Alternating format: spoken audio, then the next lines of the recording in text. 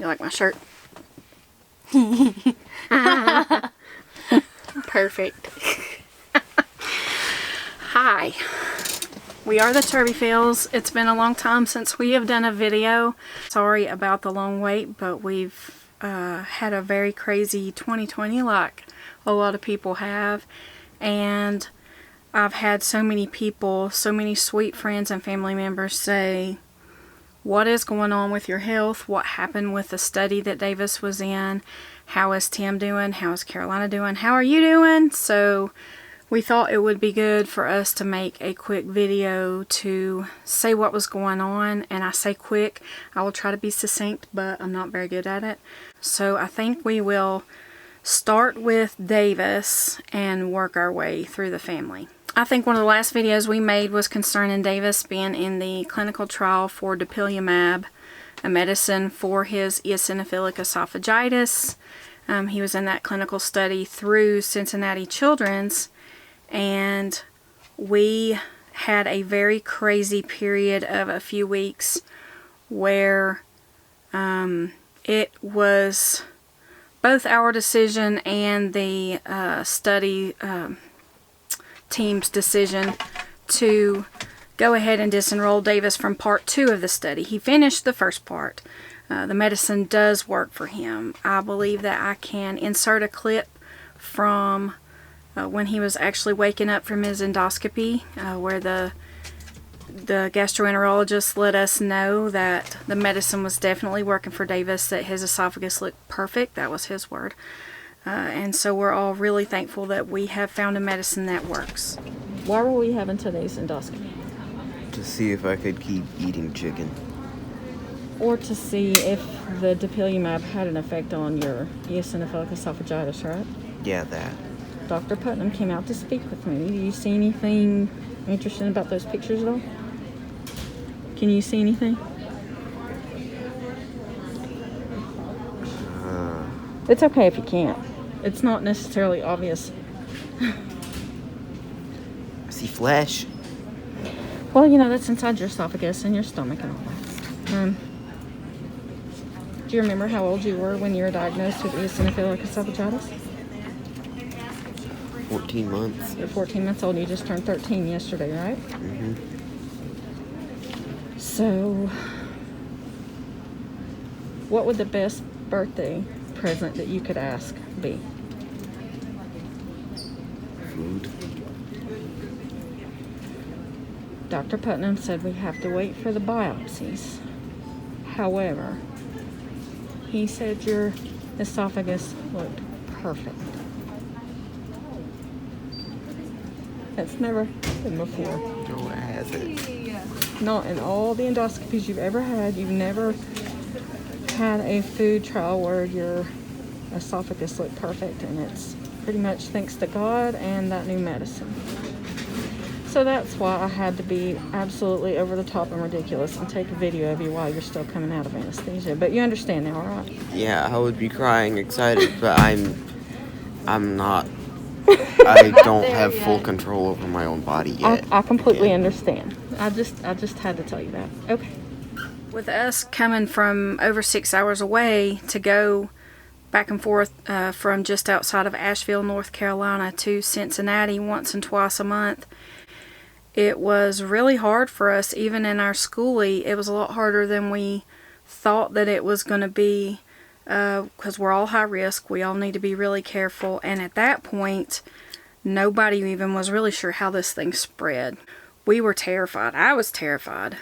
With having, you know, every member in our household being at high risk for multiple reasons, it was just not making a lot of sense, although that medicine is extremely important to Davis. Davis himself was at the point where he said, I don't really know if I want to keep doing this study. The travel is a lot for right now. It's really bothering me. That's what he told me. He said, I just don't think this is a good idea. And then at the same time, the study people were having some of the same concerns. You know, this is really far away for you guys. We're in the middle of a pandemic. We're not really sure if this is a good idea to keep having you guys come up here. But the part of the study protocols were for us to have to go there. There was no option about that part. They mailed it to us for a couple months, the injections, but it was determined that it would be better for Davis to just discontinue the study. And that was actually a complete God thing, because Tim's mother, Tina, passed away right in that period of us making that decision and what to do about that. So it kind of worked out for the best, because in the middle, we would have actually been in Cincinnati when she passed. As it was, Tim was able, he was allowed to go to the hospital and talk to her for a little bit. And that was really good and really beneficial for our family. We were able to do FaceTime. She was in her 70s. She was a very wonderful, witty woman. And unfortunately, she had COPD, and she had pretty severe COPD.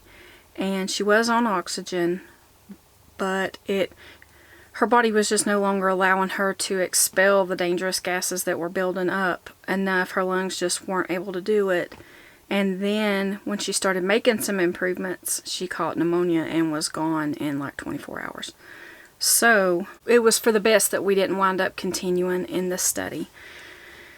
Now that leaves us with a need to be able to get this medication for Davis, the dupilumab injections. His insurance will not cover it. He does have eczema. This medicine is also an injectable for eczema. It's approved for that. But his eczema isn't quite severe enough at this point in time for him to be able to get it through insurance. This is also something that we are not able to afford to pay by any stretch of the imagination, because cash price is, the last time I checked, about $3,500 a month for the 2 injections, and that's more money than we have in a month. So that's not possible for us. We are working with Davis's allergist office to go through the compassionate use program from the manufacturer. We're really hoping that we can get that going. Davis is starting to have symptoms. He is starting to have stomach aches. He's actually in the house not feeling well right now. He's still eating chicken and sugar and his formula through his G-tube. But now he doesn't have the treatment for his disease that he's had for the last year. So that's something we're working on right now, to try to get the medicine through the compassionate use program at his allergist office. And they're wonderful people. They're local, thankfully. So, and Davis has been seeing the same allergist there since he was, I think, like a year old. So we're in good hands there. I think that is the majority of Davis's health stuff. He's not feeling well. Please pray for him. He doesn't have his medicine. We're doing everything in our power to try to get it. We know now that this medicine works for his disease, but it is not approved for eosinophilic esophagitis yet. And because of that, insurance won't pay for it. So that was probably the most complicated thing to explain. I hope I did that okay. So now, let's talk about Sleepy Carolina. Carolina's been having some health challenges as well, which I know that I had asked some of our Facebook friends that have similar diagnosis if they had had anything similar happen. And some of these things, nobody's really sure what's going on. Carolina does have Ehlers-Danlos syndrome, and she does have postural orthostatic tachycardia syndrome, POTS. She does have, that's a form of dysautonomia, which is your body's autonomic nervous system not working correctly, which is basically connected to everything your body does. And she does receive infusions for it. And she's on a beta blocker to help her tachycardia. But as far as there are some other symptoms popping up, and we're not really sure where they're coming from. She actually has developed a stutter, and it doesn't happen all the time. But for a very confident kid who has performed on stage, sang on stage, done all kinds of public speaking, she is having a hard time being able to process her thoughts to where they don't come out in a stutter.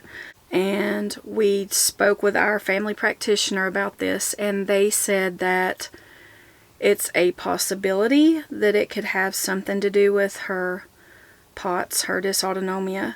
It is a possibility that it is her, basically her anxiety, which Carolina's okay with me mentioning that, or I wouldn't, but we're pretty open about diagnosis in our family.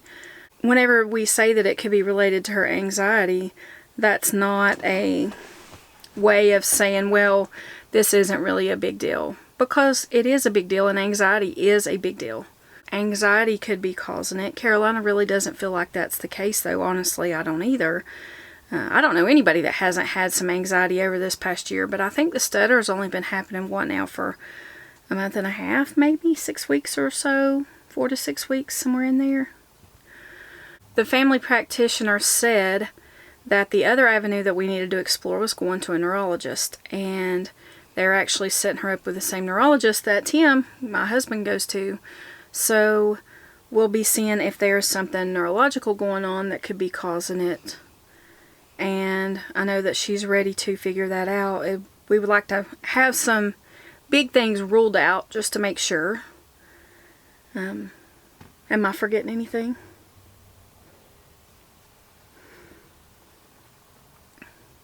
Well, how do you feel about it? Sorry. The stuttering makes me feel very annoyed, and it gets worse whenever I get annoyed, whenever I get angry, or frustrated, or I'm just stressed out, or if I'm tired. And the more I stutter, the more frustrated I get, and the more frustrated I get, the more I stutter. And it's very annoying, and it's caused me a couple panic attacks because I can't get my words out, and it's a lot. I'm sorry, baby. Your dad and I really wish that we had a great way to help you and make it go away, but that's not really how this works. Mm-hmm. But we're lining up the specialists to be able to see what's going on from their points of view and see what avenues we need to take just to make sure that you're okay. Yeah. She's been having some physical pain as well. With POTS, there is actually a sort of phenomenon known as the October slide, where a lot of times October and November aren't necessarily the best for people with certain dysautonomia conditions because of the change in the weather. It's not unique to her as far as the increased body pain, the increased exhaustion, the increased episodes of tachycardia. It's not really that unusual. And this is something other than the stuttering that has happened to you in the past, going from summer into fall. So yeah, which sucks because fall is my favorite season. I hate summer, it's too hot, and winter's too cold, but spring and fall are usually like the perfect temperatures. I think that we discussed everything that had to do, or at least the high points that had to do with your health. Do you think we left anything out? No, I think we're good. Okay. I didn't stutter. Only once. You did great. As far as my health is concerned, I'm kind of boring usually, I think, as far as my health goes. I actually had a recent telehealth visit with our family health practitioner, and there are a few areas that I have to consult with specialists on. My Holter monitor showed that I do have multiple episodes of atrial fibrillation, which that's something that has been happening more over the past year. I'm staying in atrial fibrillation a lot and staying exhausted. The cardiologist office already told me that they'll be discussing the medication with me, the anti-arrhythmia medication, and I also have the option of having a surgery to either burn off or freeze off the nerves. I know years ago they used to do the surgery where they burned the nerves so they would stop misfiring, but I heard now that they actually freeze the nerves so that they would stop misfiring. It's not a dangerous surgery or anything like that. So that is what is going on as far as cardiology with me is concerned. Then I also need to go back to the spine doctor for my bulging and deteriorated discs. I also have to consult the urologist again. There was a surgery that they wanted to do whenever I had insurance. I think it was about 1.5 years ago, and I told him that I needed to think about it, and then I ran out of insurance, so it wasn't even an option anymore, and now I have insurance again. I haven't seen the urologist in a while, but I'm having some increasing problems. That is something that I've got to talk to them about and see if it's when they want to do that surgery. I've got a few things health-wise coming up myself. I'm usually the more boring one, but still boring, I guess, but not. It's better. Still have a few things on the horizon. We'll get to Tim now. I'm so proud of how he's handled the past few years. I don't know if I were in his shoes or that that I would handle it anywhere near as well as he has. He will always just say it's his faith. He will always point to God and say, that's how I do what I do. And I'm just so grateful that he is able to draw strength from the Lord and go on that way. He has known for some time now that whenever the current foot wound he has is healed, that his foot surgeon is planning to do a surgery where she basically straightens his big toe. Because of his nerve damage, the toe points downward all the time, and that's causing these wounds. She wants to go in and straighten the toe. I can't remember if that involves breaking the bones or just cutting the ligament. I don't remember. I know it's a decently involved surgery, and then she'll put a big screw in to hold it out straight, which will be great whenever he's able to have that and heal from it. The good news is that his foot only has a pinhole sized wound in it at this point, and she has him on a week of antibiotics right now. It will be done soon, and then whenever it is, she's having him scheduled for that straightening surgery. He's been waiting on that surgery to be well enough for that for like 1.5 years. So this is an excellent thing. It's just facing another surgery is not always fun, especially not going into winter, because we don't really like the cold weather. It hurts our bones, and we live in the mountains of western North Carolina, so it does get cold here. Not like it does some other places, but it does get cold. We are looking at having that surgery relatively soon, and then he actually had an infection here recently. He had a random fever go up to almost 103, and he felt terrible, and he had pain in his cheek, and he said, this tooth back here, this bad tooth I've got, I know that it is infected. And he went to the doctor the next day. They gave him antibiotics and got him into the dentist as soon as they could, but that, still took just a little bit. Whenever he got into the dentist said, I can do some things here, but you're going to need oral surgery in the next state. He's got to have oral surgery to have 3 teeth cut out. So that's pretty involved. Thankfully, they're back teeth, and when they take those out, they'll be able to put in a partial. So that's really good. But he got an infection in there. It's messed everything up.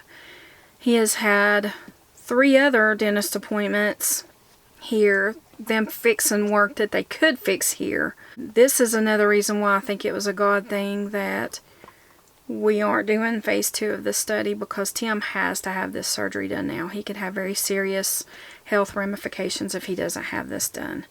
So he is going to be having that done. The only thing is, they couldn't schedule that to be really anytime soon. He's been fighting this for a few weeks now, and we don't even have the consultation appointment down there until mid-November. We're hoping that relatively quickly after that they can do that surgery, but remember, he's already having a foot surgery. So we'll just have to play it by ear and see how quickly the foot surgeon can do the foot surgery, so that he is well enough whenever the oral surgeon can do that surgery to be able to have that one done. And we're hoping that by the end of this year that we'll have a lot of things figured out. We would like to have Davis's dupilumab figured out so that we can start food trials next year. What a gift that would be. He's been really looking forward to that. Whenever you've waited 13 years to be able to eat food. Hi, Percy. So hello, welcome to the Percy Show, all about me. Tim needs a couple of surgeries. I need at least 1 surgery, possibly 2. And we've got to get Carolina checked out to see what's causing the stuttering issues. So, I think that we have discussed everything that's going on with our immediate family as far as health-wise goes. I know that this video is going to wind up being pretty long. I figured that this would be the best way, trying to type all that out and write it all down for everybody that has been so kind and sweet to ask. It felt overwhelming to discuss all of it at one point. Usually we hang on to our sanity pretty well in this house whenever things hit, but at this point we just kind of wanted to take a step back and just be able to think and breathe for a little while, and we did. And now we're going to try to come back and continue showing people what life is like with multiple rare illnesses, multiple common illnesses, a family of wheelchair users having fun in their school bus conversion. We would really like to get back to more of what our original purpose was, just this year has been so crazy and has actually gotten us kind of bogged down. So we weren't able to keep up with it as much as we would have liked to, but we're hoping to be able to make more videos for our family and friends that are watching, and hopefully in the next few days we have a bus video planned, because we've never actually gotten to show the whole bus, what's going on with it, where we are, what needs fixed. That's actually, for most people I know, if you have a school bus conversion, there's always something either to fix or improve. And that's okay. We're enjoying it. And so, if you have anybody in your life that maybe needs to know they're not alone with some chronic illnesses, maybe needs to know they're not alone with some health challenges, that God is with them. He is lifting them up out of the mire, lifting them up out of the pit. If you want to share this with someone that is going through those troubles themselves, so that they can see that we can all do this together with God's help, I would love for you to share it. And we will be making some more videos for you guys soon. Goodbye. We'll see you guys later.